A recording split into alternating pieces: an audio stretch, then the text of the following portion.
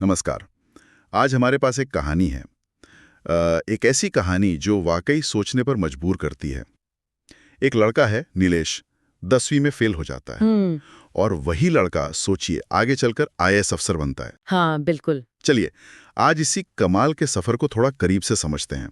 हमारे पास जो कहानी है उसका शीर्षक है हार को हराने वाला, नीलेश की कहानी। हाँ, ये कहानी ना वाकई बहुत दिलचस्प है। खासकर इसकी शुरुआत 10वीं में फेल होना, मतलब भारत में तो इसे अक्सर एक बहुत बड़ी नाकामी की तरह देखा जाता है। बिल्कुल। जरा सोचिए उस वक्त उस युवा मन पर क्या बीती होगी। वही तो। और जैसा कहानी में बताया गया है, समाज का रवैया वो तो बहुत ही तीखा था। रिश्तेदार ताने दे रहे थे, हद तो ये कि दोस्त भी वो भी कन्नी काटने लगे थे। हाँ, ये होता है अक्सर। ये हमारे समाज की एक दुखद सच्चाई भी है, जहाँ मतलब अकादमिक प्रदर्शन को ही शायद सब कुछ मान लिया जाता है। सही बात है। और क्या ये रवैया उस उम्र में किसी के आत्मविश्वास को मतलब पूरी तरह तोड़ नहीं सकता? बिल्कुल तोड़ सकता है, और ज्यादातर मामलों में शायद तोड़ता भी है। हाँ। पर यहीं पर कहानी का एक बहुत अहम मोड़ आता है। हाँ। नीलेश की माँ का विश्वास। कहानी में जिक्र है कि जब नीलेश ने अपनी माँ की आंखों में आंसू देखे, तो उसने एक तरह से ठान लिया कि नहीं, हालात बदलने हैं, खुद को साबित करना है। मुझे लगता है ये सिर्फ एक भावनात्मक सहारा नहीं था, ये शायद वो जो बाहरी नकारात्मकता थी ना, उसके खिलाफ एक कवच जैसा बन गया। बिल्कुल, एक शील्ड की तरह। और फिर वहीं से शुरू हुआ असली संघर्ष। हाँ। कहानी बताती है कि नीलेश ने हार नहीं मानी। सुबह उठकर अखबार बांटना ताकि कुछ पैसे आ सकें। हाँ, कुछ खर्चे निकले। फिर दोपहर में लाइब्रेरी में पढ़ाई, और रात में बच्चों को ट्यूशन देना, ताकि अपना खर्च भी चले और पढ़ाई भी जारी रहे। ये सुनने में कितना मुश्किल लगता है। यकीनन बहुत थका देने वाला रूटीन रहा होगा।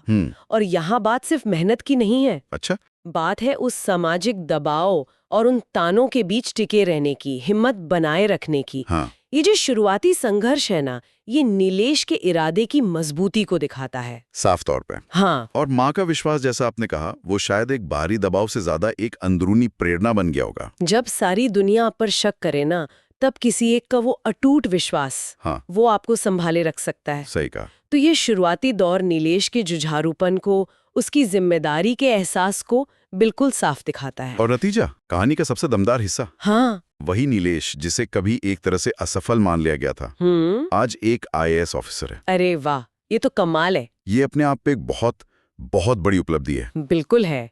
आईएएस यानी भारतीय प्रशासनिक सेवा, भारत की सबसे प्रतिष्ठित सिविल सेवाओं में से एक। हाँ। और इसके लिए जो परीक्षा होती है, उसे दुनिया की सबसे कठिन परीक्षाओं में गिना जाता है। लाखों लोग बैठते हैं उसमें। हाँ, लाखों लोग परीक्षा देते हैं, और चुने कितने जाते हैं?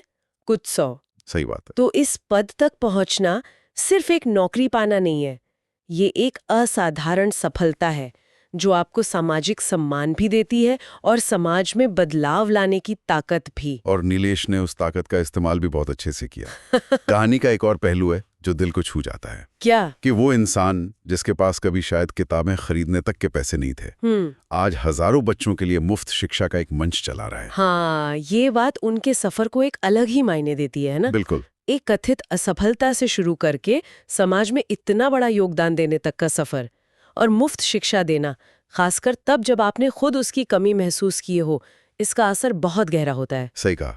अक्सर हम देखते भी हैं कि जिन लोगों ने खुद मुश्किलें झेली होती है ना, उनमें दूसरों की मदद करने की भावना, वो समानुभूति, वो ज्यादा मजबूत होती है। ये शायद उस मुश्किल दौर से सीखी गई सबसे बड़ी सीख होती है उनके लिए। कहानी का जो निचोड़ है, जो सार है, वो एक पंक्ति में कहा गया है। बड़ा अच्छा लगा मुझे पढ़कर। हाँ। फेल होने से कोई फेल नहीं होता। फेल तब होते हैं जब आप कोशिश करना छोड़ देते हैं। वाह, क्या बात है। ये तो असफलता को देखने का नजरिया ही बदल देता है। बिल्कुल सही बात है, बिल्कुल। ये उस मानसिकता को दिखाता है जिसे आजकल ग्रोथ माइंडसेट कहते हैं। अच्छा। मतलब ये मानना कि काबिलियत जो है वो मेहनत से बढ़ाई जा सकती है, और असफलता कोई अंत नहीं है, बल्कि वो सीखने का एक मौका है। नीलेश की कहानी तो इसी का एक जीता जागता उदाहरण है। और ये कहानी ये सवाल भी उठाती है कि हम जिसे असफलता कह देते हैं, अक्सर अकादमिक असफलता, क्या वो वाकई किसी की असल क्षमता का सही पैमाना है? शायद नहीं। शायद बिल्कुल नहीं। तो नीलेश की कहानी हमें यही बताती है कि अगर लगन हो, खुद पर यकीन हो, तो क्या कुछ मुमकिन नहीं है। हाँ, बिल्कुल। लेकिन यहाँ एक और बात सोचने लायक है, श्रोताओं के लिए भी। बताइए। नीलेश का अपना संकल्प, उनकी मेहनत वो तो थी ही, पर ऐसे कौन से सामाजिक या कह लीजिए व्यवस्था से जुड़े पहलू हो सकते हैं, फैक्टर्स हो सकते हैं, जो किसी को ऐसी बड़ी मुश्किलों से निकलने में या तो मदद करते हैं या फिर रुकावट बनते हैं? अच्छा पॉइंट है। क्या सिर्फ व्यक्तिगत प्रयास ही काफी होता है या हमें उस सिस्टम को, उस व्यवस्था को भी देखने की जरूरत है जहां ये सब हो रहा है? ये एक अहम सवाल है। हाँ, ये एक सवाल है जिस पे शायद हम सबको सोचना चाहिए।